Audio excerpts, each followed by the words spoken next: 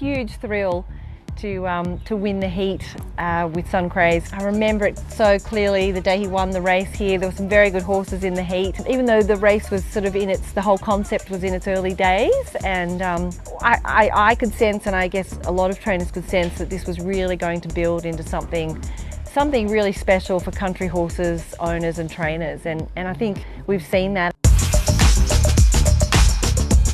The realist in me knew how hard it would be to find another horse like that was good enough to win a heat here, run second in a Kosciuszko. I mean, I had him since he was a yearling, and that horse won over 600,000 in prize money.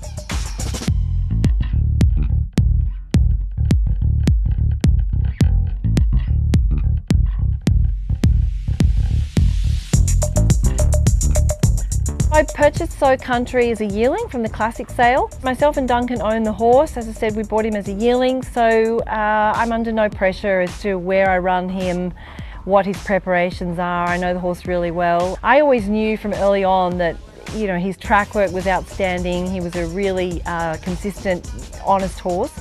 So I guess as any trainer or owner that has a horse that shows some potential, I guess we had always hoped that he would measure up to this level. A long way out, I had pinpointed the Town Plate at Gilgandra, an open 1100 metre race. I think the 1100, 1200 suits him really well.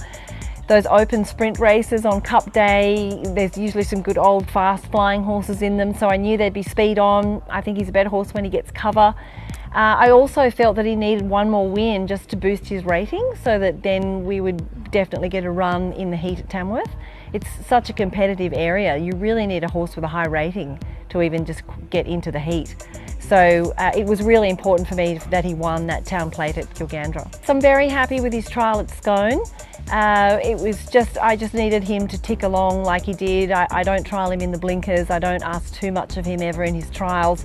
Michaela did a great job of just restraining him early and letting him work to the line under his own steam. If we can be conservative and get cover the first 300 metres of the race, I think that gives him every chance to run out the 1400.